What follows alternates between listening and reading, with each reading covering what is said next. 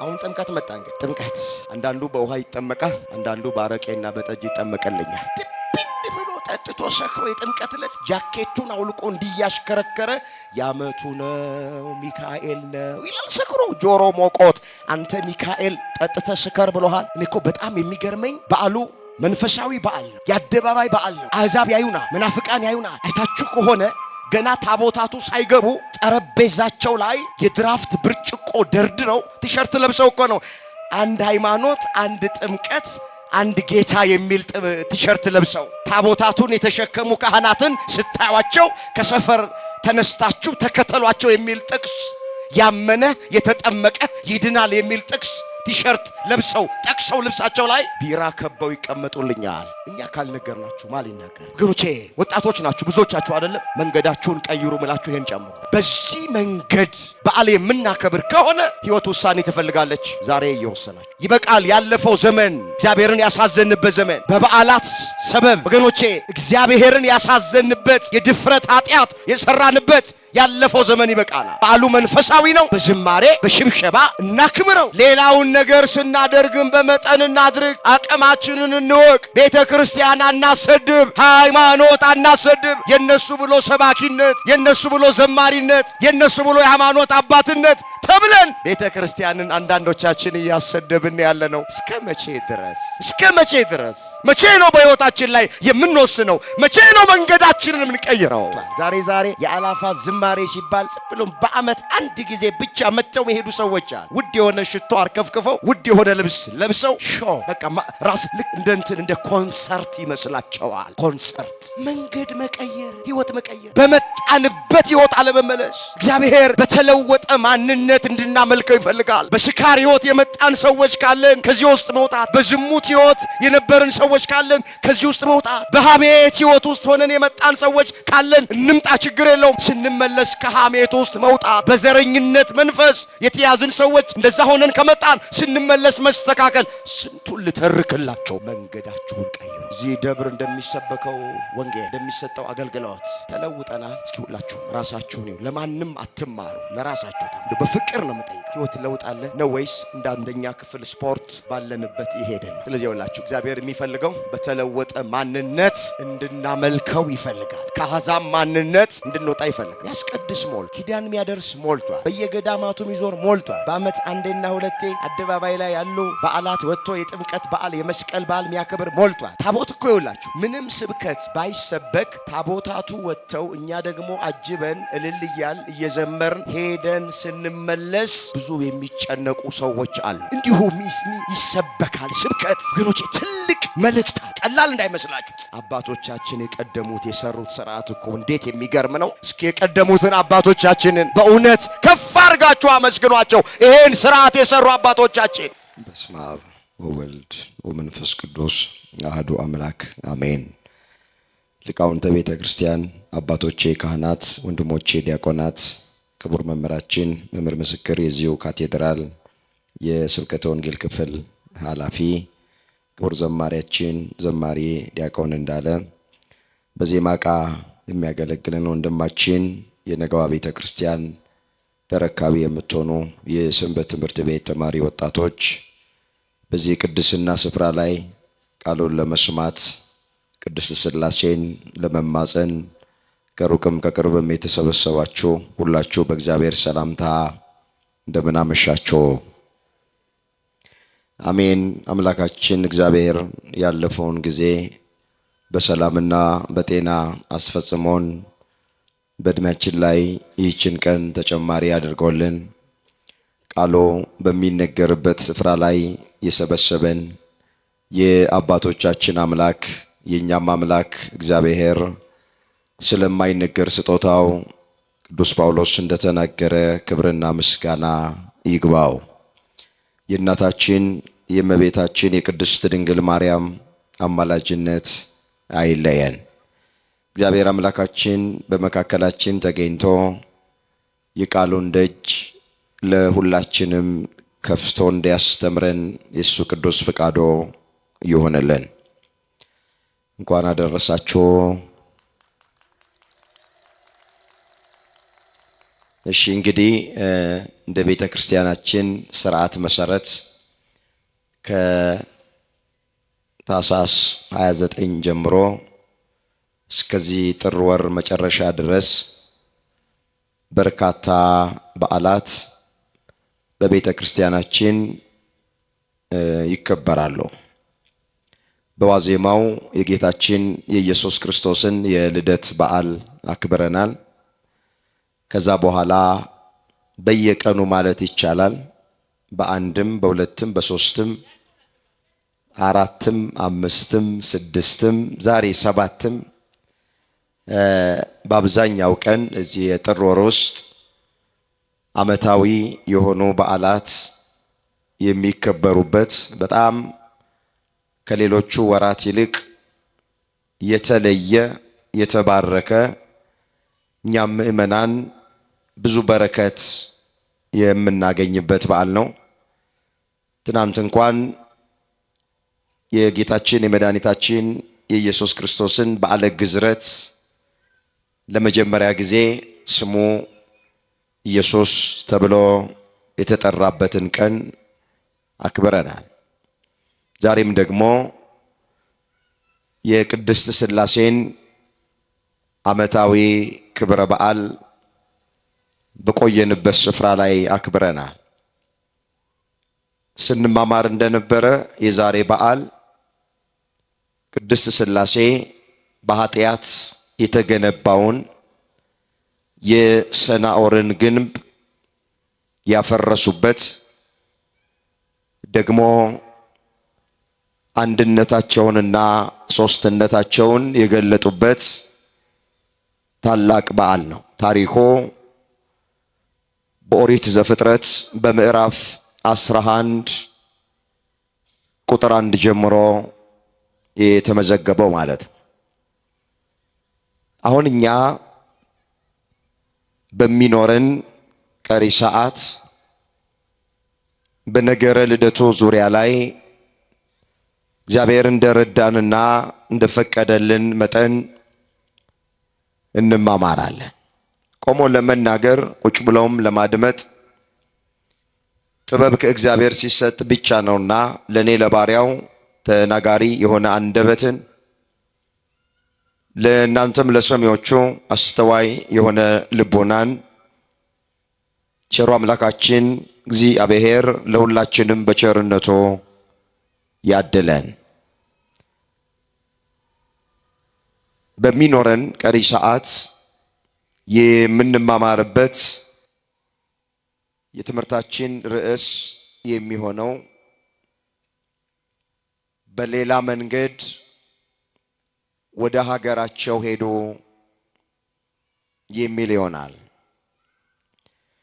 ይህንን በርዕስነት ያነሳነውን ኃይለ ቃል በመጽሐፍ ቅዱሳችን ላይ ተመዝግቦ የምናገኘው በማቴዎስ ወንጌል በምዕራፍ 2 ቁጥር 12 ላይ ነው። ከኔ ቀጥላችሁ እንድትናገሩ በእግዚአብሔር ፍቅር እጠይቃችኋል። በሌላ መንገድ በሉ እስኪ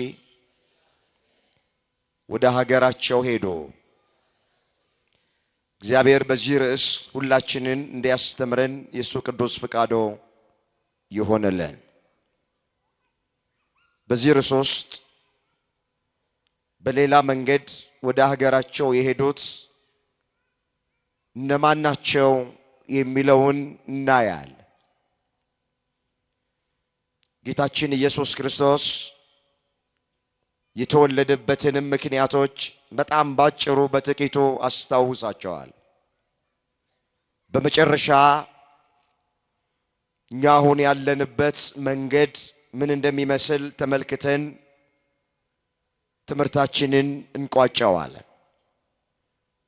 ቆሞ ለመናገር ቁጭ ብሎም ለማድመጥ ጥበብ ከእግዚአብሔር ሲሰጥ ብቻ ነውና ለኔ ለባሪያው ተናጋሪ የሆነ አንደበትን ለእናንተም ለሰሚዎቹ አስተዋይ የሆነ ልቦናን ቸሩ አምላካችን እግዚአብሔር ለሁላችንም በቸርነቱ ያድለን። በሌላ መንገድ ወደ ሀገራቸው ሄዱ። ወገኖቼ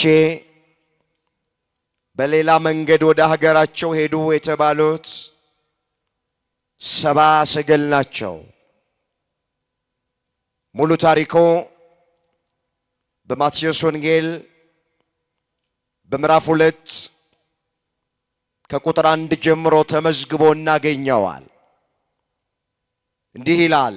ኢየሱስም በይሁዳ ቤተልሔም በንጉሡ በሄሮድስ ዘመን በተወለደ ጊዜ እነሆ 70 ሰገል የተወለደው የአይሁድ ንጉሥ ወዴት ነው? ኮከብን በምስራቅ አይተን ልንሰግድለት መጥተናል እያሉ ከምስራቅ ወደ ኢየሩሳሌም መጡ ይላል። ንጉሡ ሄሮድስም ሰምቶ ደነገጠ፣ ኢየሩሳሌምም ሁሉ ከእርሱ ጋር። የካህናት አለቆች የሕዝቡንም ጻፎች ሁሉ ሰብስቦ ክርስቶስ ወዴት እንዲወለድ ጠየቃቸው። እነርሱም እንዲህ አሉት፣ አንቺ ቤተልሔም የይሁዳ ምድር ከይሁዳ ገዢዎች ከቶ አታንሺም፣ ሕዝቤን እስራኤልን የሚጠብቅ መስፍን ካንቺ ይወጣልና ተብሎ በነቢይ እንዲህ ተጽፏልና በይሁዳ ቤተልሔም ነው አሉት ይላል። ስለ ቃሉ የቃሉ ባለቤት የሰራዊት ጌታ አምላካችን እግዚአብሔር ስሙ ለዘላለም የተመሰገነ ይሆን። ጌታችን ኢየሱስ ክርስቶስ የተነገረው ትንቢት እንዲፈጸም የተቆጠረው ሱባኤ ባለቀ ጊዜ ከሰማይ ሰማያት ወረደ። ከእናታችን ከእመቤታችን ከቅድስት ድንግል ማርያም በድንግልና ተጸንሶ በድንግልና ተወለደ። እንግዲህ በተወለደ ጊዜ ትንቢት የተቆጠረላቸው ሱባኤም የተቆጠረላቸው 70 ሰገል ከሩቅ ምስራቅ በኮከብ እየተመሩ ወደ ኢየሩሳሌም ከተማ መጡ ነው። አባታቸው ዠረደሽት ተብሎ ይጠራል። ባህር ዳር ቁጭ ብሎ ሲፈላሰፍ ይላል ትርጓሜ ወንጌሉን የቤተ ክርስቲያንን ታሪክ ስናጠና በኮከብ ሰሌዳ ድንግል ሴት ሕፃን ታቅፋ ተመለከተ። ያንን ስዕል ሳለ ወዲያው እንዲህም ብሎ ለልጆቹ ተናገረ፣ እንዲህ አይነት ኮከብ ሲወጣ ንጉሥ ይወለዳልና ወርቁን፣ ዕጣኑን፣ ከርቤውን ወስዳችሁ እጅ መንሻ አድርጋችሁ ስጡ ብሎ ይህንን ተናግሮ አረፍተ ዘመን ገታውና ሞተ። ኮከቡ ሲወጣ ዠረደሽት የተባለው ፈላስፋ የተናገረውን ቃል ይዘው ሦስቱ ማንቱ ሲማር በዲዲስፋና ሜልኩ ተብለው ይጠራሉ። 70 ሰገል 12 ሆነው ተነስተዋል ወደ ቤተልሔም የጌታን ልደት ለማየት። 9ኙ ስንቅ አልቆባቸው ቀርተዋል፣ ወደ ኋላ ተመልሰዋል። 3ቱ ብቻ እስከ ቤተልሔም ድረስ ጸንተው መጥተዋል። አምላካችን እግዚአብሔር እስከ መጨረሻው ድረስ ሁላችንን ያጽናን። ጉዞ ጀምረው ነበር 12 ሆነው ወደ ቤተልሔም የጌታን ልደት ለማየት በረከት ለማግኘት። ነገር ግን የተፈቀደላቸው እስከ መጨረሻው የጸኑት 3ቱ ብቻ ናቸው ከ70 ሰገል መካከል። 9ኞቹ ግን ተመልሰዋል። ክርስትናን መጀመር አይደለም ቁም ነገሩ፣ ክርስትናን ዋናው ነገር መጨረስ ነው። እግዚአብሔር ከጀመሩት ሳይሆን ከፈጸሙት ሁላችንን ይደምረን። እነዚህ 3ቱ ወደ ኢየሩሳሌም ከተማ ገቡና አንድ ጥያቄ ጠየቁ። የተወለደው የአይሁድ ንጉሥ ወዴት ነው አሉ። ኮከብን በምስራቅ በኩል አይተን ልንሰግድለት መተናል አሉ። በዘመኑ የነበረው ንጉሡ ሄሮድስ ነው። ይህን ቃል ሲሰማ ከኔ በቀር ንጉሥ አለ እንዴ አለና ደነገጠ። ያስደነገጠው ይሄ ነው። እስራኤልን የምመራ እስራኤልን ማስተዳድር የቆመውን ቁረጥ፣ የተኛውን ፍለጥ ምለው እኔ ነኝ። እንዴት ነው እነዚህ ሰዎች የተወለደው የአይሁድ ንጉሥ ወዴት ነው ብለው ሚሉት ብሎ ደነገጠ። እሱ ብቻ አይደለም፣ ወታደሮቹ ሁሉ ደነገጡ። ለምን? ንጉሥ በመንግስቱ ጎልማሳ በሚስቱ ሲመጡበት አይወድምና። ወዲያው በዘመኑ የነበሩትን ጻፍት ፈሪሳውያን ሊቃነ ካህናቱን በስውር ጠራና የአይሁድ ንጉሥ የሚባለው የት እንደሚወለድ ጠየቃቸው። ሊቃነ ካህናቱም ብሉይ ኪዳንን ያውቁ ስለነበረ ነቢዩ ሚክያስ የተናገረውን ቃል አመጡና በይሁዳ ቤተልሔም ነው የሚወለደው አሉት። ሰብአ ሰገልን ጠራቸውና እንደዚህ አለ፣ ስለ ሕፃኑ በጥንቃቄ መርምሮ የሚወለደው በይሁዳ ቤተልሔም ነው። ቤተልሔም በምትባል መንደር ነው የሚወለደው። ስለሱ በጥንቃቄ መርምሮ ባገኛችሁት ጊዜ እኔም ሄጄ እንድሰግድለት በእኔ ቤተ መንግሥት በኩል ኑና ንገሩኝ አላቸው ይላል። እስኪ አንድ ጥያቄ ልጠይቃችሁ። ሄሮድስ ሊሰግድለት ፈልጎ ነው ንገሩኝ የሚለው ወይስ ሊገለው ፈልጎ ነው? አቤት፣ ሊገለው ፈልጎ።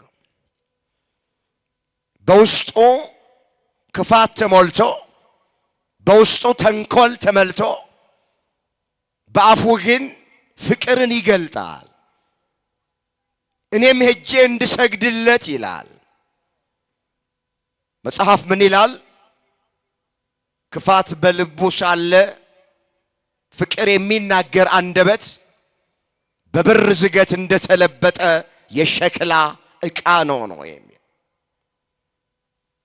ምሳሌ 26 ቁጥር 23 ላይ የተመዘገበ ቃል። እስኪ አብራችሁኝ በሉ፣ ክፋት በሉ እስኪ ሁላችሁ ተናገሩ። የእግዚአብሔር ቃል ክፋት በልቡ ሳለ ፍቅር የሚናገር አንደበት በብር ዝገት እንደተለበጠ የሸክላ ዕቃ ነው።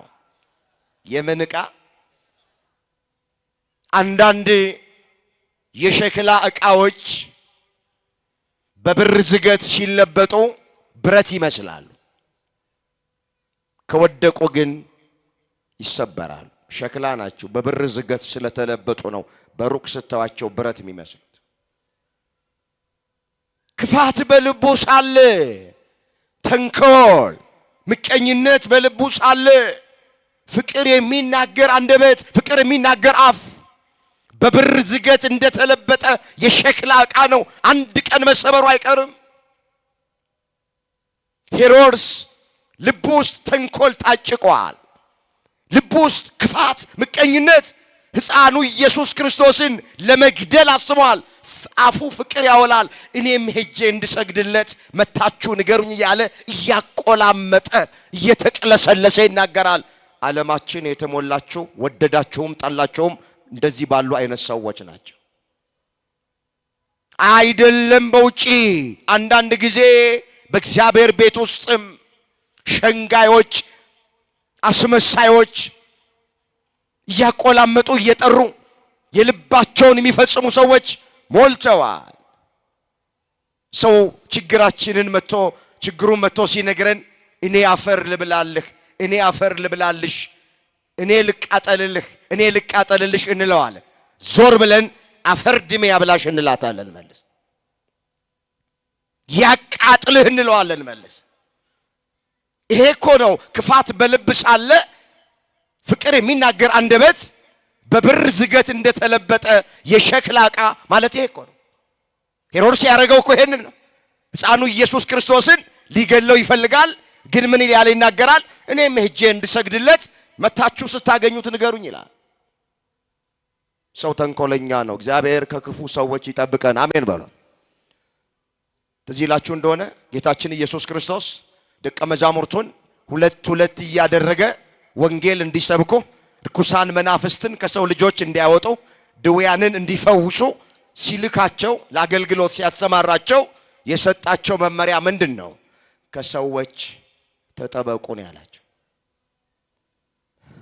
ከአውሬ አላለም። ወገኖቼ በጣም የሚገርም ቃል እኮ ነው። ከሰዎች ተጠበቁ ነው ያላቸው ደቀ መዛሙርቱን ኢየሱስ ክርስቶስ።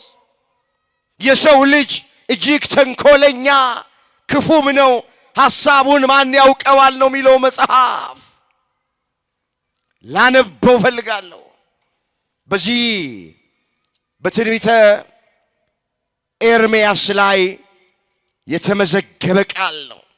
ኤርምያስ 17 ቁጥር 9 ላይ አየዋለሁ።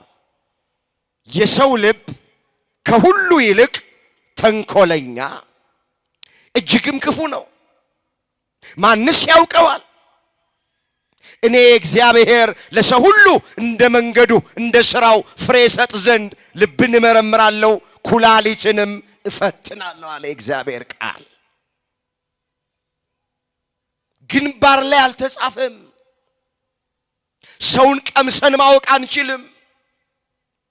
ስንቱን እያቆላመጠን እየጠራ ነው። አፈር ልብላልህ እያልን ስንቱን አፈር ድም ያበላ ነው። ቤት ይቁጠረው። አንገታችንን እየደፋን እየተቀለሰለስን ስንቱን ወደ ወህኒ አሳልፈን ሰጠን። የስንቱን ትዳር አፈረስን። እንግዲያውስ ቤተ ክርስቲያን ይመጣ አልጠፋም፣ ሚያስቀድስ አልጠፋም፣ እንደኔ የሚሰብክ አልጠፋም፣ የሚዘምር አልጠፋም፣ ከበሮ ይመታ አልጠፋም። ዛሬ ህይወት ያለው ሰው ነው የጠፋው። ሄሮድስ እንዲህ ያደረገ ማለት ቁም ነገር አይደለም። ዛሬም የሄሮድስን ግብር የተከተልን አንዳንዶች አለን። እግዚአብሔር ሁላችንን ይፈውሰን። አሜን በሉ። ታውቃላችሁ አራዊት ማስመሰል አይችሉም። ውሻ ከመናከሱ በፊት ይጮሃል።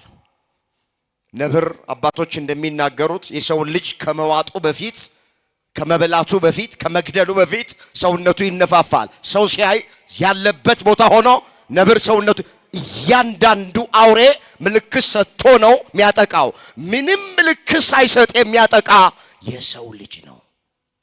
ምልክት የለም። ይስቅልሃል፣ ትስቅልሃለች። አንገቱን ይደፋል፣ ይቅለሰለሳል። ሰላም ሲል ሸርተት የሚገባ ይመስላል። የሚወደን ይመስለናል። እሱ ዛ ጉድጓድ እየቆፈረልን ነው።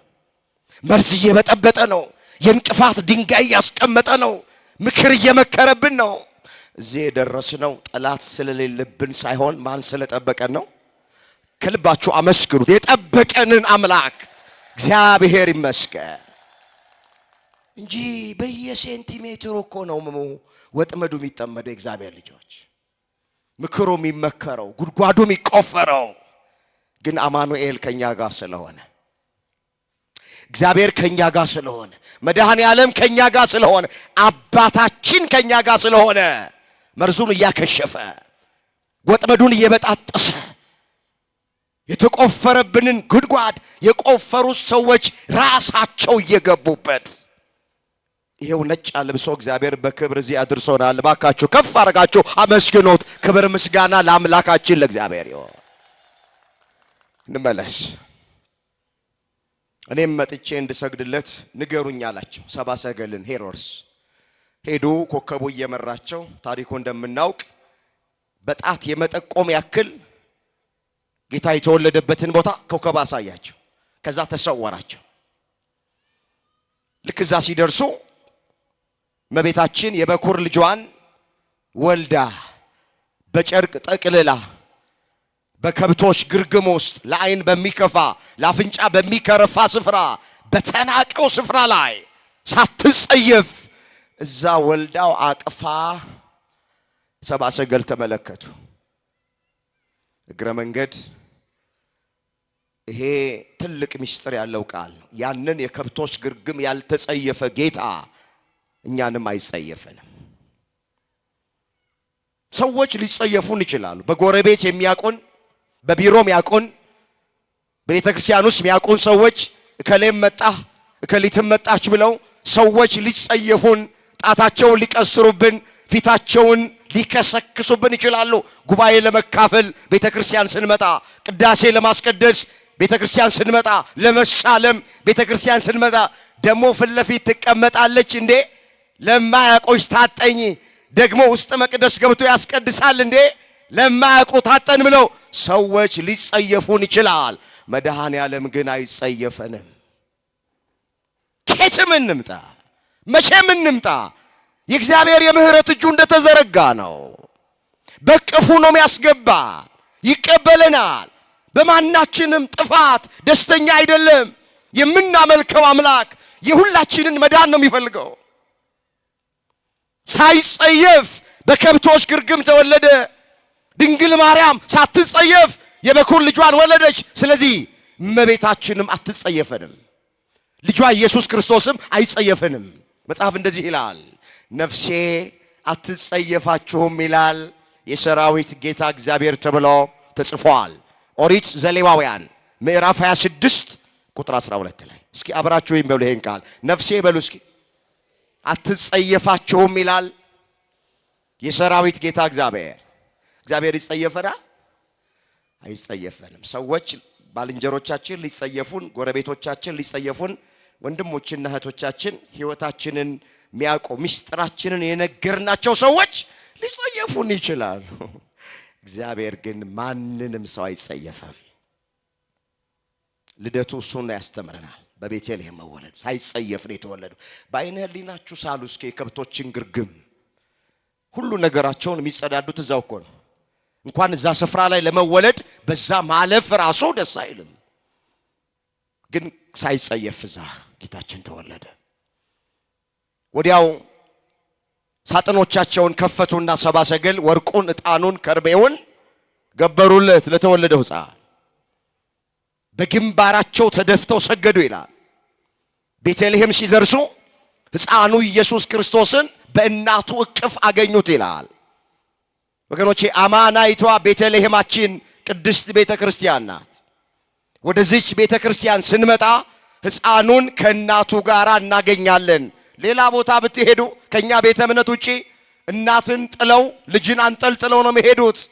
ሰባ ሰገል ቤተልሔም ሲደርሱ ሕፃኑ ኢየሱስ ክርስቶስን ብቻ አገኙት ተብሎ አልተጻፈም።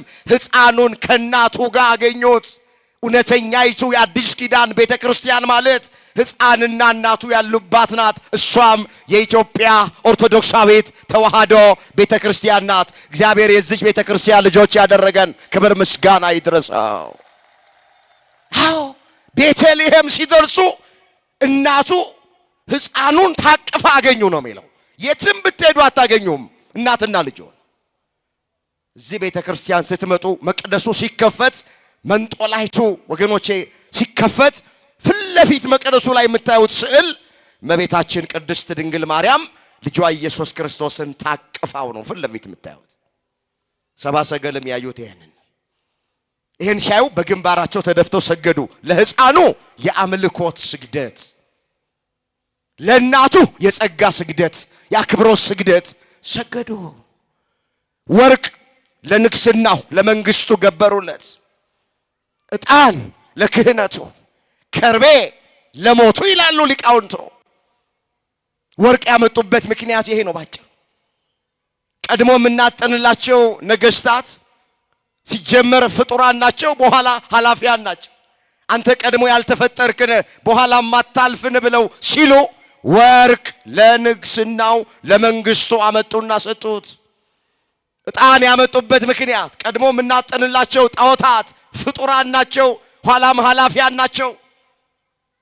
አንተ ሊቀ ካህናታችን ነህ፣ ሊቀ ካህናችን ነህ ብለው ሲሉ ዕጣን ለክህነቱ ገበሩለት፣ አቀረቡለት።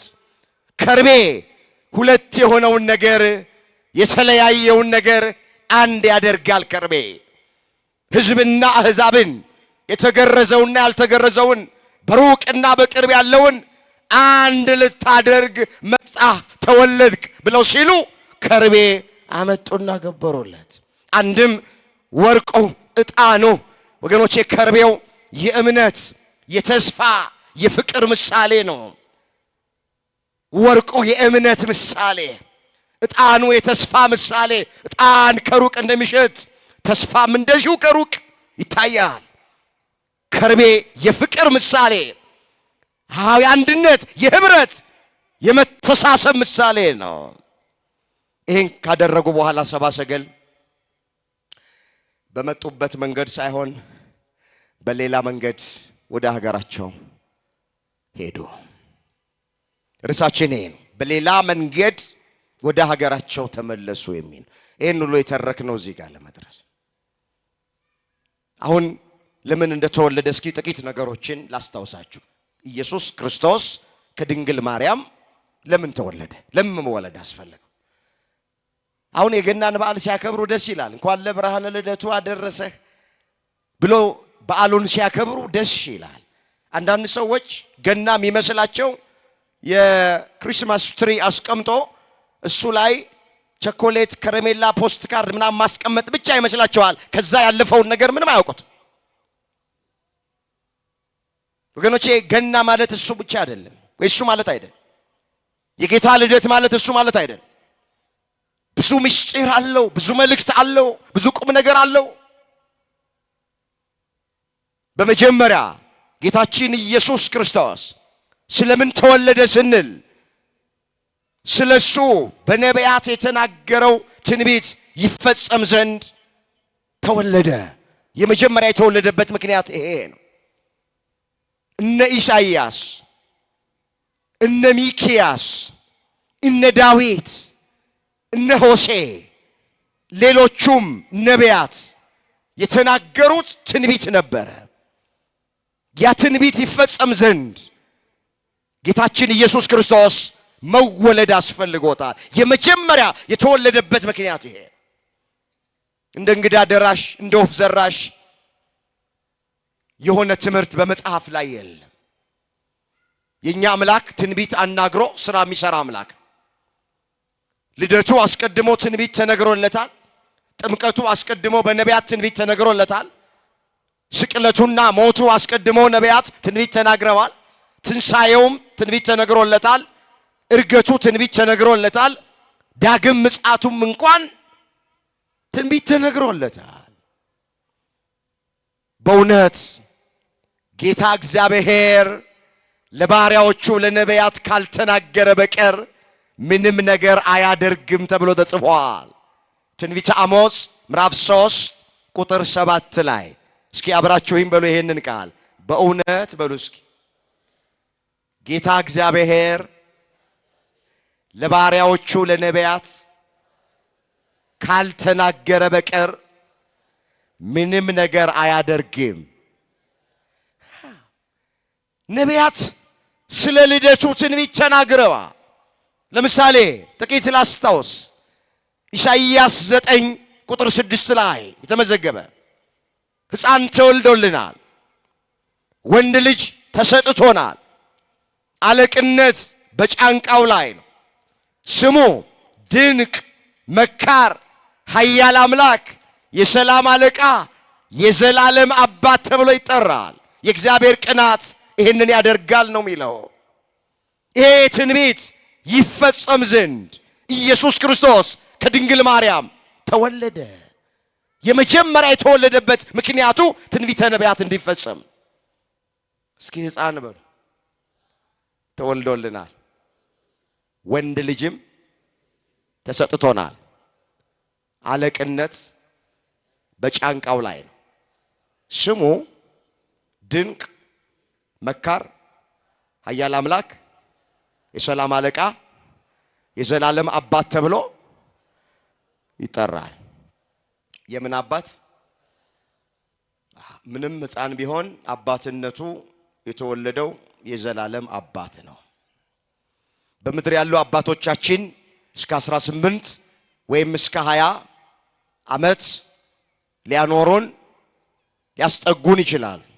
አንዳንድ ቤት ውስጥ 20 ከዘለልን ምንድን ነው የሚሉን? በላሁን አንተ ለአቅመ አዳም ደርሰሃል፣ አንቺም ለአቅመ ሔዋን ደርሰሻል፣ ራስህን ቻል፣ ራስሽን ቻይ ይሉናል። ስጦታቸውን ሊያቋርጡ ይችላል። ከዚህ በላይ አልሸከምህም ይሉናል። ፊታቸውን ያጠቁሩብናል፣ ፊታቸውን ይመልሱብናል። አንዳንድ ቤት ውስጥ በምድር ያሉ አባቶቻችን አባትነታቸው የዘላለም አይደለም። የተወለደልን ሕፃኑ ኢየሱስ ክርስቶስ ኃያል አምላክ ነው። ሲጀመር ደግሞ የሰላም አለቃ ነው። እንደገና ደግሞ የዘላለም አባት ነው። እስከ ሽበት እስከ ሽምግልና ይሸከመናል። ፊቱን አያጠቁርብንም፣ አይሰለቸንም፣ ፊቱን አይመልስብንም። ወገኖች የሚያስፈልገንን ሁሉን ነገር በጊዜው ያደርግልናል። የዘላለም አባት ነው። ስንጸልይ ሁልጊዜ አባታችን ሆይ ነው የምንለው። የት የምትኖር በሰማይ የምትኖር። ስለዚህ የተወለደው ሕፃን ምንም ሕፃን ቢሆን ስሙ ድንቅ ነው። አዎ ከስሞች ሁሉ በላይ ስም ያለው ነው። አሸናፊ ስም፣ ሕያው ስም፣ ወገኖቼ ጉልበት ሁሉ የሚንበረከክለት ስም፣ ከስሞች ሁሉ በላይ የሚበልጥ ስም፣ የዳንበት ስም፣ ከጨለማ ወደ ብርሃን፣ ከሞት ወደ ሕይወት፣ ከሲኦል ወደ ገነት፣ ከሐሳር ወደ ክብር የተሻገርንለት ስም ነው። ትናንትና አከበርነው በዓል ማለት በመልአኩ እንደተባለ ስሙ ኢየሱስ ተብሎ ተጠራ። የሉቃስ ወንጌል ምዕራፍ 2 ቁጥር 21 ላይ እስኪ አብራችሁኝ በሉ። በመልአኩ በሉ እስኪ እንደተባለ ስሙ ኢየሱስ ተብሎ ተጠራ። ለመጀመሪያ ጊዜ ስሙ ኢየሱስ ተብሎ የተጠራው ጥር 6 ቀን የምናከብረው በዓል በስምንተኛው ቀን እንደ አይሁድ ሥርዓት እንደ ኦሪቱ ሕግ ሊገረዝ ሄዶ ስም ወጣለት። አዎ በአይሁድ ዘንድ ወንድ ልጅ በስምንተኛው ቀን ይገረዛል። ሲገረዝ ደግሞ ያንኑ ቀን ስም ይወጣለታል። ጌታችንም በተገረዘ ቀን በተአምራት ነው የተገረዘው። ታሪኩ ሰፊ ነው። ያን ጊዜ ስም ወጣለት። በመልአኩ እንደተባለ በመልአኩ እንደተነገረ ስሙ ኢየሱስ ተብሎ ተጠራ። አሁን ምን አለ ነብዩ? ስሙ ድንቅ ነው አለ። ስሙ ምንድነው? ድንቅ ነው። ከስሞች ሁሉ በላይ የሆነ ስም ነው ይሄ ኢየሱስ የሚለው ስም። መድኃኒት ማለት ነው። መቤዙ ማለት ነው። አዳኝ ማለት ነው። እስኪ ለስሙ ክብር ስጦት፣ ክብር ይግባው ኢየሱስ ክርስቶስ የሚለው ስም። ስለዚህ ባጭሩ ለምን ተወለደ ብለን ስንል የመጀመሪያ ነቢያት የተናገሩት ትንቢት ነበርና ያ ትንቢት ይፈጸም ዘንድ ኢየሱስ ክርስቶስ ተወለደ። ኢሳይያስ 7:14 ላይም የተጻፈ ትንቢት አለ። ሁልጊዜ የሚነገረን እነሆ ድንግል ትጸንሳለች፣ ወንድ ልጅንም ትወልዳለች፣ ስሙን ማን ትለዋለች? አማኑኤል። ማን ትለዋለች? አማኑኤል ማለት ምን ማለት ነው? እግዚአብሔር ከኛ ጋር ማለት ነው። እግዚአብሔር ከኛ ጋር ነው ማለት ከስጋችን ስጋ ከነፍሳችን ነፍስ በእመቤታችን በኩል ተዋህዷል ማለት ነው። የመጀመሪያውን ወደ ሁለተኛው ወዴት? ለምን ተወለደ? ለአዳም የገባውን ቃል ኪዳን ለመፈጸም ተወለደ። ምንድነው የገባው ለአዳም ስንል ብዙ ጊዜ እንደሚተረክልን አዳም አትብላ የተባለውን የዕፀ በለስ ፍሬ ቆርጦ ከበላ በኋላ ገነትን ያህል ቦታ እግዚአብሔርን ያህል ጌታ አጥቷል። ልክ ከገነት ሲወጣ አዳም በደሉን ኃጢአቱን መተላለፉን አመነና ትእዛዙን ብጥስ ሕጉን ብተላለፍ እምነት ባጎድል ከገነት ያስወጣኝ አምላክ ንስሐ ብገባ ባነባ ባለቅስ ብጾም ብጸልይ ደግሞ መልሶ ወደ ገነት ያስገባኛል ብሎ ጉድጓድ ምሶ ማቅ ለብሶ ጾመ፣ ጸለየ፣ ንስሐ ገባ። እግዚአብሔር የአዳምን ንስሐ ተመለከተ። አዳም ልባም ነው የሚባለው እንደወደቀ ስላልቀረ ነው። እግዚአብሔር እንደወደቅን አያስቀረን። ወድቆ አልቀረም፣ እንደበደለ አልቀረም። መውደቅ ተፈጥሯዊ ነው። ይሄ ድምፅ የሚሰማችሁ ወንድሞቼ እህቶቼ፣ የለበስነው ስጋ ደካማ ስጋ ነው እያንዳንዳችን። ሐዋርያው ቅዱስ ጳውሎስ ምን አለ? እኔ ምን አይነት ጎስቋላ ሰው ነኝ! ለዚህ ለሞት ከተሰጠ ስጋ ማን ያድነኛል? የምወደውን አላደርገውም፣ የማልወደውን ግን አደርገዋለሁ አለ። ሮሜ ምዕራፍ 7 ቁጥር 24 ላይ የተመዘገበ እግዚአብሔር ቃል ደግመዋለሁ። እኔ ምን አይነት ጎስቋላ ሰው ነኝ አለ። እስከ ሦስተኛው ሰማይ የተነጠቀ ሐዋርያ በቀሚሱ ጫፍ ለምጽ ያነጻ፣ ሽባ ይረታ፣ ጎባጣ ያቀና፣ ድውይ ይፈውስ የነበረ ቅዱስ ጳውሎስ 72 ቋንቋ ይናገር የነበረ ጳውሎስ እኔ ምን አይነት ጎስቋላ ሰው ነኝ አለ። አንተ ጳውሎስ ጎስቋላ ነኝ ካለ እኔና እናንተ ምን እንበል? ጳውሎስን የሚያክል ታላቅ ሐዋርያ ምን አይነት ጎስቋላ ሰው ነኝ አለ። ለዚህ ለሞት ከተሰጠ ስጋ ማን ያድነኛል አለ። የምወደውን ነገር አላደርገውም አለ። የብዙዎቻችን ችግር ይሄ አይደል? የምንወደውን ማድረግ አቅቶን የለም። ማልወደውን አደርገዋለሁ አለ። ይሄም የብዙዎቻችን ችግር አይደል? የማንወደውን እያደረግን አለ የተገኘ ነው። ስለዚህ የለበስነው ስጋ ደካማ ነው፣ እንበድላለን። አዳም በደለ፣ እንደበደለ አልቀረም። ንስሐ ገባ፣ ማረኝ ይቅር በለኛል። አዳም ወደቀ በኃጢአት፣ ነገር ግን እንደወደቀ አልቀረም፣ በንስሐ ተነሳ። እግዚአብሔር ሁላችንን በንስሐ ያንሳል። ከዛ ቃል ኪዳን ተገባለት። ምፈልገው ይሄንን አዳም አለው ከገነት እንደወጣ አትቀርም። ከ5 ቀን ተኩል በኋላ ከልጅ ልጅ ተወልጄ ምን እልሃለሁ? አዎ አድንሃለሁ። ከስንት ቀን በኋላ? 5 ቀን ተኩል በኋላ። ይሄ ለአዳም የተገባ ቃል ኪዳን። የቤተ ክርስቲያን ሊቃውንት ምን ይላሉ? አዳም 5 ቀን ጠበቀና 6ኛው ቀን ሳይደርስ በግማሽ እግዚአብሔር መጥቶ ያድነኛል ብሎ ጠበቀ። ከዛ አልመጣም እግዚአብሔርም እንደ ሰው ሆነ ማለት ነው አለ አዳም በልቦ። ከ5 ቀን ተኩል በኋላ ወደ ገነት መልሰሃለሁ ብሎ የነበረ ቃል ኪዳን ገብቶልኝ ነበረ፣ ተስፋ ሰጥቶኝ ነበረ። ይሄው ሰዓቱ ደረሰ፣ ይሄው ጊዜው ደረሰ አለ። አዳም ያላወቀው የሰው አቆጣጠርና የእግዚአብሔር አቆጣጠር የተለያየ ነው። ብዙዎቻችንም የማይገባን ይሄ ነው። ይኸውላችሁ በእኛ 1000 ዓመት በእግዚአብሔር 1 ቀን ናት። በእግዚአብሔር 1 ቀን በእኛ ደግሞ 1000 ዓመት ነው። 5 ቀን ተኩል ሲለው 5500 ዘመን ማለት ነው። ክርስቶስ የተወለደው ከ5500 ዘመን በኋላ ነው። ቅዱስ ጴጥሮስ የሰውና የእግዚአብሔር አቆጣጠር የተለያየ እንደሆነ በመልእክቱ እንዲህ አድርገው አምጥቶታል። ላነበው ፈልጋለሁ። ሁለተኛ ጴጥሮስ ምዕራፍ 3 ቁጥር 8 ላይ እናንተ ግን ወዳጆቼ ሆይ ብሎ ይጀምራል። በጌታ ዘንድ 1 ቀን እንደ 1000 ዓመት 1000 ዓመትም እንደ 1 ቀን እንደሆነ ይህንን አንድ ነገር አትርሱ። በሰው ዘንድ 1000 ዓመት በእግዚአብሔር ዘንድ 1 ቀን እንደሆነች፣ በእግዚአብሔር ዘንድ 1 ቀን በሰው ዘንድ 1000 ዓመት እንደሆነ ይሄንን አትርሱ ይላል እግዚአብሔር ቃል። የሰው አቆጣጠርና የእግዚአብሔር አቆጣጠር የተለያየ ነው። አንድ መጽሐፍ ላይ ምን ይላል? ይሄን ትምህርት አንድ መምህር አንድ አባት ሲያስተምሩ ጉባኤ ውስጥ ቁጭ ብሎ የሆነ ልጅ ይማራል። በእግዚአብሔር ዘንድ 1 ቀን በሰው ዘንድ 1000 ዓመት ነው። በሰው ዘንድ 1000 ዓመት በእግዚአብሔር ዘንድ 1 ቀን ነው። ይሰማል። በሰው ዘንድ 100 ሚሊዮን ብር ማለት በእግዚአብሔር ዘንድ 5 ሳንቲም ናት ሲባል ሰማ። ጉባኤው አለቀ። ላሳጥረላችሁ። ልክ ጉባኤው ሲያልቅ ቤተክርስቲያን በርጋ ድፍት አለና ጌታ ሆይ 5 ሳንቲም ስጠኝ አለው። ስንት ስጠኝ? በእግዚአብሔር ዘንድ 5 ሳንቲም በሰው ዘንድ ስንት ነው? 100 ሚሊዮን። አሁን እሱ ብልጥ ሆኖ አራዳ ሆኖ መለመሉ ነው። 5 ሳንቲም ብቻ ጌታ ሆይ። እግዚአብሔር ሰማውና ምን አለው ይላል መጽሐፉ? ልጄ 1 ቀን ጠብቀኛል። ስንት ቀን? ምን ማለት ነው? በሰው ዘንድ 1000 ዓመት ይሰጠዋል? አይሰጠውም። 1000 ዓመት የኖረ የለም የሚኖርም የለም በዚህ ምድር ላይ። ትልቁ ዕድሜ የማቱሳላ ነው። 969 ዓመት ነው። 1000 የደፈነ የለም። ሩብ ጉዳይ ላይ ነው የተጠራው ማቱሳላ። 1 ቀን ጠብቀኝ ሲለው በእግዚአብሔር ዘንድ 1 ቀን በሰው ዘንድ 1000 ዓመት አይደለም። ስለዚህ አይሰጠውም።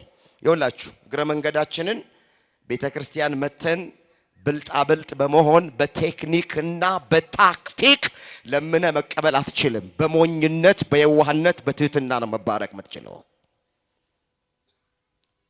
አንዳንድ ሰዎች በዓለም የለመዱትን በውጭ የለመዱትን መሹለኩለክ ብልጣብልጥነት ቤተክርስቲያን ውስጥ የሚገኝ በጭራሽ አታገኙ።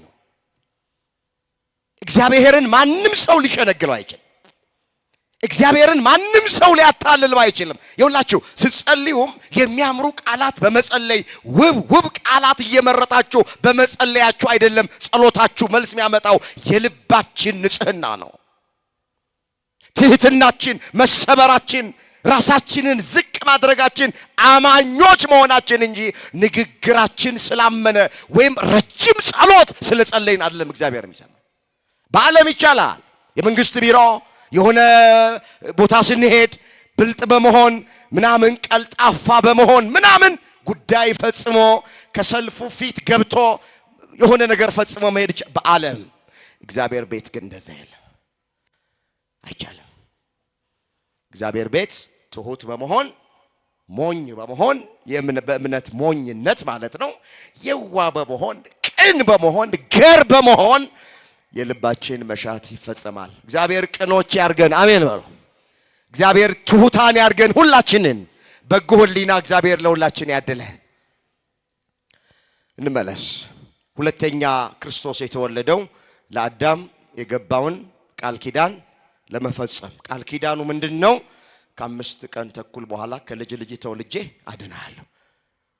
ሐዋርያው ቅዱስ ጳውሎስ ለልጁ ለቲቶ ይሄን ጽፎለታል። ከዘላለም ዘመናት በፊት የማይዋሽ እግዚአብሔር ለሰው ልጆች ተስፋን ሰጠ ብሎ ዛ ቲቶ ምዕራፍ 1 ቁጥር 1 ላይ ጽፎለታል። እስኪ አብራችሁኝ በሉ። ከዘላለም በሉ እስኪ። ዘመናት በፊት ማይዋሽ እግዚአብሔር ለሰው ልጆች ተስፋን ሰጠ። ምንን ሰጠ? ምንድነው ተስፋው ካላችሁኝ፣ ከ5 ቀን ተኩል በኋላ ከልጅ ልጅ ተወልጄ አድናለሁ የሚል ተስፋ። ለዚህ ነው ጳውሎስ የዘመኑ ፍጻሜ በደረሰ ጊዜ እግዚአብሔር ከሴት የተወለደ ልጁን ላከው እንደ ልጆቹ እንሆን ዘንድ ብሎ የተናገረው። ገላትያ ምዕራፍ 4 ቁጥር 5 ላይ። ወደ ሶስተኛው እንሂድ። ሶስተኛ ኢየሱስ ክርስቶስ ለምንድን ነው የተወለደው ስንል የጠፋውን ሊፈልግ። እስኪ የጠፋውን በሉ። የጠፋውን ሊፈልግ ተወለደ። የጠፋውን የሰው ልጅ ሊፈልግ ነው። በግልጥ ቋንቋ የሉቃስ ወንጌል ምዕራፍ 19 ቁጥር 10 ላይ የሰው ልጅ የጠፋውን ሊፈልግና ሊያድን ተወልዷል ተብሎ ተጽፏል። የሰው ልጅ የተባለ የድንግል ማርያም ልጅ ኢየሱስ ክርስቶስ። በአንዳንድ ስፍራ ኢየሱስ ክርስቶስ የሰው ልጅ ተብሎ ተጠርቷል። ለምን ያሉ እንደሆነ ሰው ከሆነች ከሐናና ከኢያቄም ከተገኘች ከሰው ዘር ከሆነች የአብርሃምን ዘር ነው ያዘው፣ የመላእክትን ዘር አልያዘም። የሰው ልጅ የተባለበት ምክንያት ከአብርሃም ዘር ስለተወለደ ሰው ከሆነች ከድንግል ማርያም ከስጋዋ ስጋ ከነፍሷ ነፍስ ነስቶ ወደዚህ ምድር ስለመጣ ነው የሰው ልጅ ተብሎ የሚጠራው ኢየሱስ ክርስቶስ። የሰው ልጅ የጠፋውን ሊፈልግና ሊያድን መጥቷል። የጠፋነውን ሊፈልገን ነው የተወለደው። መጽሐፍ ቅዱስን ስታነቡት አዲስ ኪዳን ላይ የጠፉትን ፈልጓቸዋል፣ ኃጢአተኞቹን ተቀብሏቸዋል፣ ኃጢአተኞቹን አድኗቸዋል።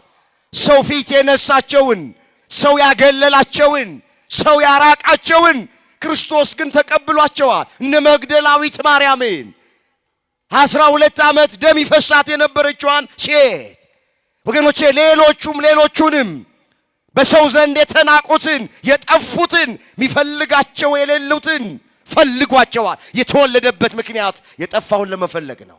ባካችሁ በማናችንም ጥፋት እግዚአብሔር ደስተኛ አይደለም።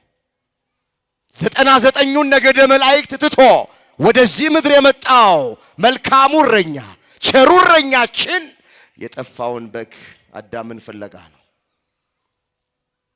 100 በጎች ያሉት አንድ እረኛ ነበረ። ከ100 በጎቹ መካከል አንዱ ጠፋበት። 99ኙን በምድረ በዳ ተወና የጠፋውን አንድ በግ ፍለጋ ሄደ። ፈልጎ አገኘው። ከዛ በትከሻው ላይ ተሸከመውና ወደ አልጠፉት 99ኙ አመጣና ደመረው። ጎረቤቶቹን ጠራና ምን አላቸው? እነሆ የጠፋው በጌን አግኝቼዋለሁና ከኔ ጋራ እንብላ እንጠጣ ደስ ይበላችሁ አላቸው። 100 በጎች የተባሉ ሰውና መላእክት ናቸው። ከ100 አንዱ ጠፋ፣ አዳም ጠፋ። እንደ ጠፋ እንደወጣ ይቀር አላለም የኛ ጌታ። አንዱን ፍለጋ የጠፋውን አዳምን ፍለጋ መጣ። ፈልጎ አገኘው። በምድር ያሉ እረኞች በግ ጠፍቶ ሲገኝ በበትር ነው የሚደበድቡት፣ በበትር ነው የሚመቱት። እንዴት ታደክመኛለህ፣ እንዴት ታለፋኛለህ ብሎ ጠፍቶ የተገኘ በግ ይደበደባል። ቀንዱ ነው የሚለው። እግሩን ሊያስረው ይችላል። ከዚህ በኋላ ከመንጋው ተለይቶ እንዳይሄድበት እረኛ የሚያደርገው ምንድነው? የሚያስቸግረውን በግ ወይ እግሩን ይሰብረዋል ወይም እግሩን በሲባጎ ግጥም አድርጎ ያስረዋል። የኛ እረኛ ቸሩ እረኛ መልካሙ እረኛ የድንግል ማርያም ልጅ መድኃኔ ዓለም ኢየሱስ ክርስቶስ ከጠፋንበት ስንገኝ በትከሻው ይሸከመናል። ክብር ምስጋና ለስሙ ይሆን። ካልጠፉት ጋር ይደምረናል እንጂ እስካሁን የት ነበርክ አይልም። እስካሁን የት ነበርሽ አይልም። መዳናችንን ነው የሚፈልገው፣ መመለሳችንን ብቻ ነው የሚፈልገው። ስለዚህ ሶስተኛ የተወለደው ባጭሩ የጠፋውን ፍለጋ። አራተኛና የመጨረሻ ለምን ተወለደ ስንል የዲያብሎስን ስራ እንዲያፈርስ የእግዚአብሔር ልጅ ተገለጠ ተብሎ ስለተጻፈ ይህ ቃል ይፈጸም ዘንድ። በዚህ በአንደኛ ዮሐንስ መልእክት ምዕራፍ 3 ቁጥር 8 ላይ ቅዱስ ዮሐንስ ወልደ ነጎድጓድ ሲናገር ምን አለ? የዲያብሎስን ስራ እንዲያፈርስ የእግዚአብሔር ልጅ ተገለጠ። እስኪ አብረን እንበለው። የዲያብሎስን በሉ እስኪ ስራ እንዲያፈርስ የእግዚአብሔር ልጅ ተገለጠ። የእግዚአብሔር ልጅ የተባለ ኢየሱስ ክርስቶስ ነው። የአብ የባህሪ ልጁ ነው። እኛ የእግዚአብሔር ልጆች ብንባል ልጅነታችን የጸጋ ነው። ኢየሱስ ክርስቶስ የእግዚአብሔር ልጅ ነው ሲባል የባህሪ ልጁ ነው። የእግዚአብሔር ልጅ ደግሞ እግዚአብሔር ነው። ስለዚህ የዲያብሎስን ስራ እንዲያፈርስ የእግዚአብሔር ልጅ ኢየሱስ ክርስቶስ ተገለጠ፣ ተወለደ። የዲያብሎስ ስራ ምንድን ነው? ነፍሰ ገዳይ አይደል ዲያብሎስ? የዮሐንስ ወንጌል ምዕራፍ 8 ቁጥር 44 ላይ በመጀመሪያ ነፍሰ ገዳይ እሱ ነው ይላል። ወገኖቼ በቃየል ላይ አድሮ አቤልን የገደለው ዲያብሎስ ነው። ዲያብሎስ ነፍሰ ገዳይ ነው። ስለዚህ የነፍሰ ገዳዩን የዲያብሎስን ስራ እንዲያፈርስ ኢየሱስ ክርስቶስ ሕይወት ሆኖ ተገለጠ። እኔ ሕይወት እውነት መንገድ ነኝ።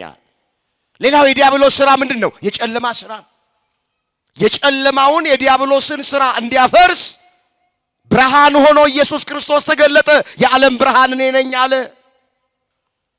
የዲያብሎስ ስራ ሌላው ሐሰት ነው። ሐሰተኛ የሐሰት አባት አቡኋላ ሐሰት እየተባለ ይጠራል። ሐሰት የዲያብሎስን ስራ ያፈርስ ዘንድ ኢየሱስ ክርስቶስ እውነት ሆኖ ተገለጠል። እኔ ሕይወት እውነት መንገድ ነኝ እንዳለ ማለት። አራተኛ የተወለደበት ምክንያት የዲያብሎስን ስራ ሊያፈርስ ነው። ወገኖቼ የዲያብሎስ ስራ ፈርሷል። ምን ብሏል? ምን ብሏል? ፈርሷል። ዲያብሎስ ተሸንፏል። ዲያብሎስ ተዋርዷል። ዲያብሎስ ተጥሏል። እሱ ኢየሱስ ክርስቶስ ሕይወት ሊሰጠን ሕይወት ሊያበዛልን የመጣው ምን አለ ቅዱስ ዮሐንስ? ሌባው ሊሰርቅ ሊያርድ ሊያጠፋ እንጂ ስለሌላ አይመጣም። እኔ ግን አለ ሕይወት እንዲሆንላችሁ እንዲበዛላችሁ መጣው አለ። ዮሐንስ 10 ቁጥር 10 ላይ ቃሉን አስተውሉት። ኢየሱስ ክርስቶስ የመጣው ሕይወት ሊሰጠን ነው።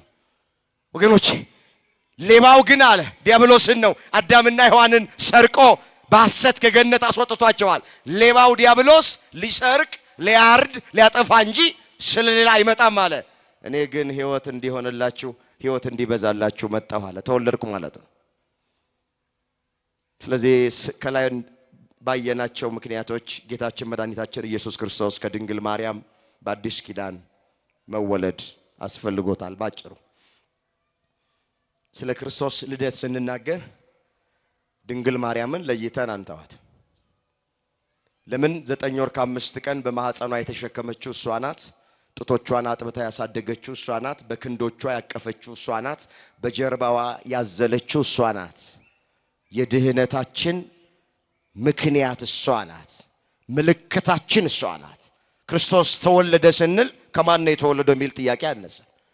ስለዚህ እናትን ጥሎ ልጅን አንጠልጥሎ የለም፣ ልጅንም አውጥሎ እናትንም አንጠልጥሎ የለም። እናትና ልጁ ነው የምንይዘው። አንዳንዶች እናቱን ጥለው ልጅን አንጠልጥለው የሚዞሩ አሉ። አንዳንዶች ደግሞ ልጁን ጥለው እናት አንጠልጥለው እንደዚህ አይነት ትምህርት የለም። ሕፃንና እናቱን ይዘህ ወደ ግብፅ ሽሽ። ቤተልሔም ስትሄዱ ሕፃንና እናቱን ታገኛላችሁ። ወደ ግብፅ በረሃ ስትሄዱ ሕፃንና እናቱን ታገኛላችሁ። 33 ዓመት ከ3 ወር በማስተማር ወራቱ ሕፃንና እናቱ አንድ ላይ ናቸው። ዶኪማስ ሰርግ ቤት ስትሄዱ ሕፃንና እናቱ አንድ ላይ ናቸው።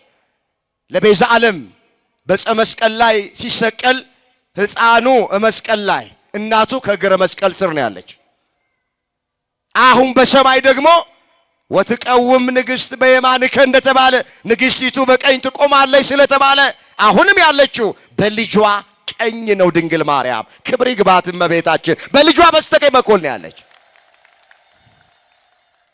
ለዘላለም እናትና ልጁ በልባችን ነክሰው ይኖሩ። ስለዚህ የክርስቶስን ልደት ስናስብ የክርስቶስን ልደት ስናከብር እናቱ እመቤታችን ቅድስት ድንግል ማርያምን ለይተን አንተው ምን እያልን ነው ምን ዘምረው?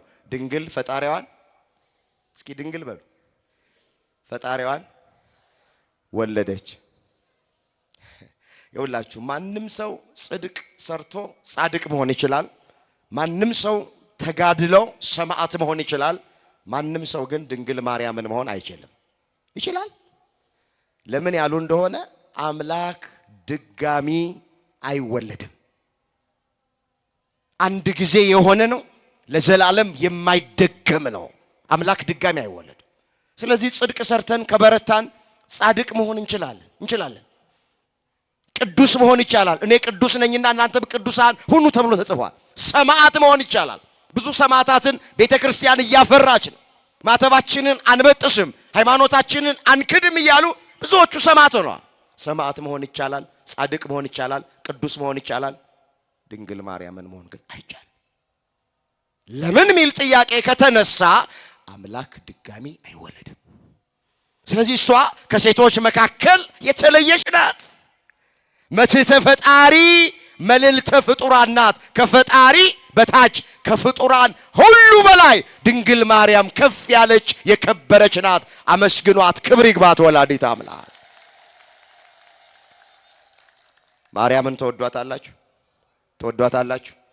ሰውየውን ጠየቁት አሉ ማርያምን ተወዳታለህ ብለው እንዴ ወድጄ ነው የምወዳት ከግንድ የሚያላትም ልጅ አላት አሉ። ከምን የሚያላትም ልጇ ቀላል አይደለም። እኛ ለዛ ብለን አይደለም ማርያምን የምንወዳት የምናከብራት የምናመሰግናት በሷ የተደረገልንን ስለምናውቅ። አሁን እዛ ውስጥ ገብቼ ሰዓታችሁን አልወስድም።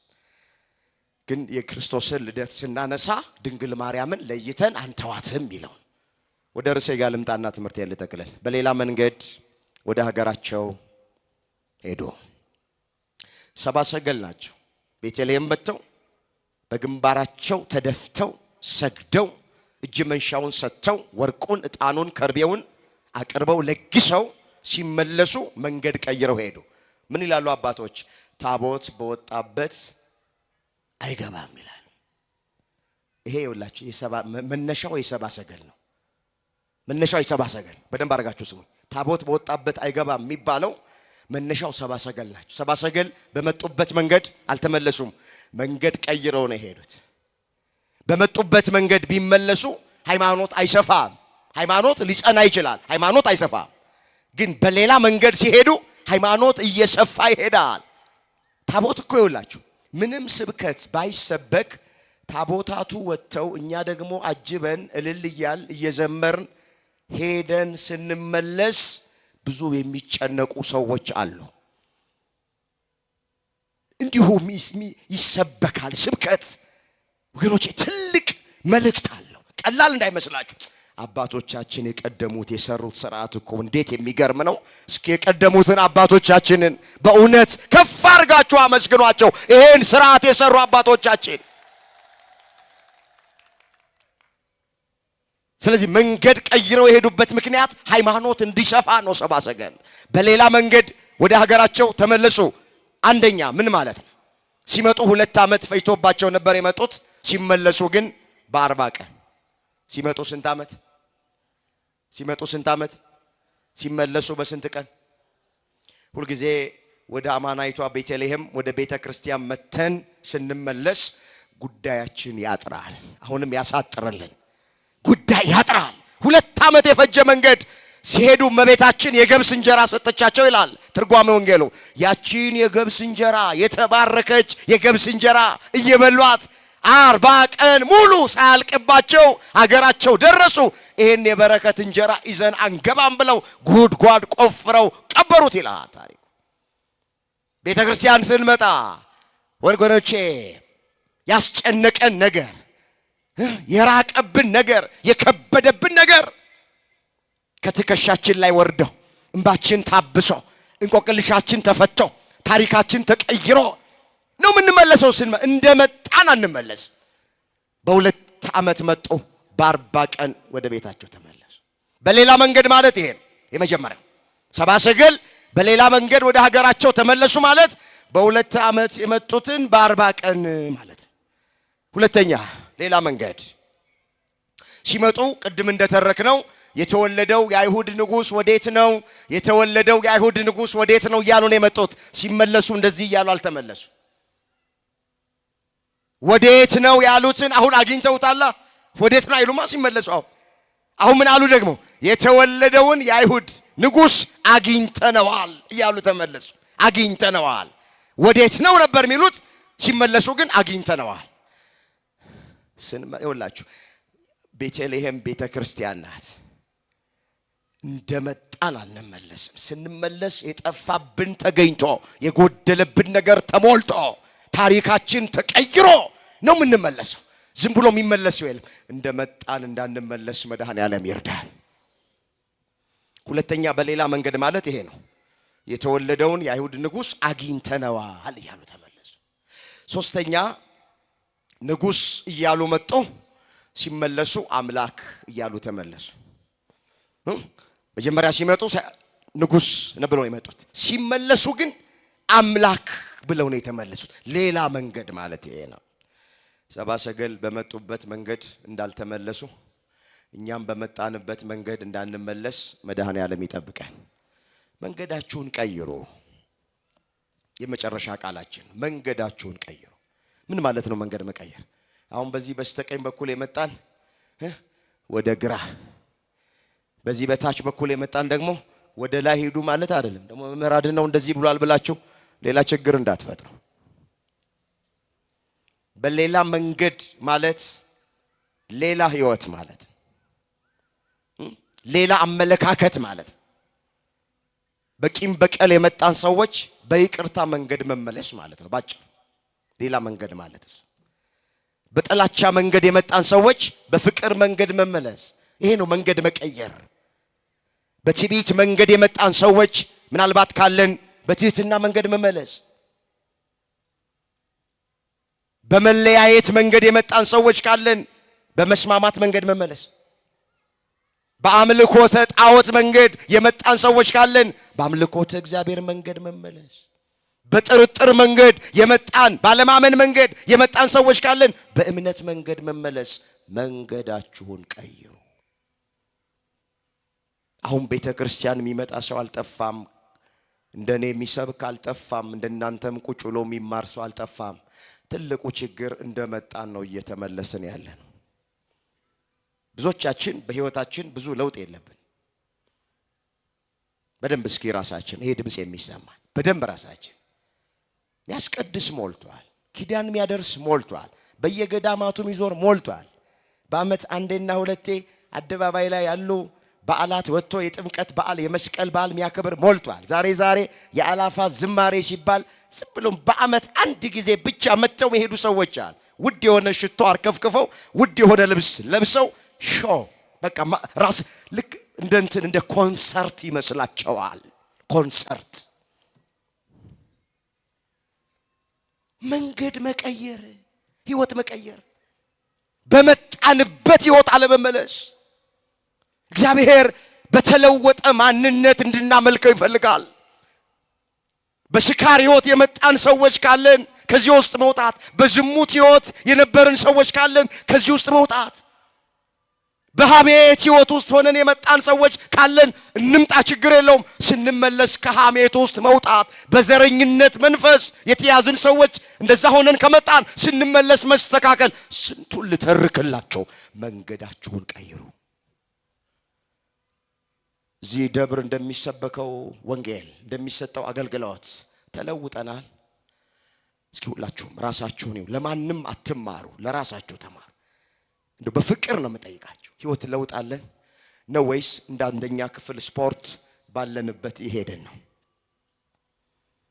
ስለዚህ ሁላችሁ እግዚአብሔር የሚፈልገው በተለወጠ ማንነት እንድናመልከው ይፈልጋል። ከአሕዛብ ማንነት እንድንወጣ ይፈልጋል። አሁን ጥምቀት መጣ። እንግዲህ ጥምቀት አንዳንዱ በውሃ ይጠመቃል፣ አንዳንዱ ባረቄና በጠጅ ይጠመቀልኛል። ድብን ብሎ ጠጥቶ ሰክሮ የጥምቀት ዕለት ጃኬቱን አውልቆ እንዲያሽከረከረ ያመቱ ነው ሚካኤል ነው ይላል። ሰክሮ ጆሮ ሞቆት አንተ ሚካኤል ጠጥተ ስከር ብሎሃል። እኔ እኮ በጣም የሚገርመኝ በዓሉ መንፈሳዊ በዓል ነው፣ የአደባባይ በዓል ነው። አሕዛብ ያዩናል፣ መናፍቃን ያዩናል። አይታችሁ ከሆነ ገና ታቦታቱ ሳይገቡ ጠረጴዛቸው ላይ የድራፍት ብርጭቆ ደርድረው ቲሸርት ለብሰው እኮ ነው አንድ ሃይማኖት፣ አንድ ጥምቀት፣ አንድ ጌታ የሚል ቲሸርት ለብሰው ታቦታቱን የተሸከሙ ካህናትን ስታዩአቸው ከሰፈር ተነስታችሁ ተከተሏቸው የሚል ጥቅስ፣ ያመነ የተጠመቀ ይድናል የሚል ጥቅስ ቲሸርት ለብሰው ጠቅሰው ልብሳቸው ላይ ቢራ ከበው ይቀመጡልኛል። እኛ ካልነገርናችሁ ማን ሊናገር ነው? ወገኖቼ ወጣቶች ናችሁ ብዙዎቻችሁ አይደለም? መንገዳችሁን ቀይሩ ምላችሁ ይሄን ጨምሮ በዚህ መንገድ በዓል የምናከብር ከሆነ ህይወት ውሳኔ ትፈልጋለች። ዛሬ እየወሰናችሁ ይበቃል። ያለፈው ዘመን እግዚአብሔርን ያሳዘንበት ዘመን በበዓላት ሰበብ ወገኖቼ እግዚአብሔርን ያሳዘንበት የድፍረት ኃጢአት የሰራንበት ያለፈው ዘመን ይበቃናል። በዓሉ መንፈሳዊ ነው። በዝማሬ በሽብሸባ እናክብረው። ሌላውን ነገር ስናደርግም በመጠን እናድርግ። አቅማችንን እንወቅ። ቤተ ክርስቲያን አናሰድብ፣ ሃይማኖት አናሰድብ። የነሱ ብሎ ሰባኪነት፣ የነሱ ብሎ ዘማሪነት፣ የነሱ ብሎ የሃይማኖት አባትነት ተብለን ቤተ ክርስቲያንን አንዳንዶቻችን እያሰደብን ያለ ነው። እስከ መቼ ድረስ? እስከ መቼ ድረስ? መቼ ነው በህይወታችን ላይ የምንወስነው? መቼ ነው መንገዳችንን የምንቀይረው? እንድንወስን መድኃኔዓለም ሁላችንን ይርዳን። በሌላ መንገድ ወደ ሀገራቸው ተመለሱ። በሌላ ህይወት እግዚአብሔር በሚፈቅደው መንገድ፣ እግዚአብሔር በሚወደው መንገድ ወደ ቤታችን እንድንመለስ መድኃኔዓለም ሁላችንን ይርዳን። ያስተማረን የመከረን የገሰጸን የአባቶቻችን አምላክ እግዚአብሔር ስሙ የተመሰገነ ይሁን። ድንግል ማርያም ጣዕሟን በአንደበታችን ፍቅሯን በልባችን ተሳልብን። በዓሉን የሰላም የፍቅር የበረከት በዓል ለሁላችን ያድርግልን። የሁላችንን መጨረሻ እግዚአብሔር ያሳምር።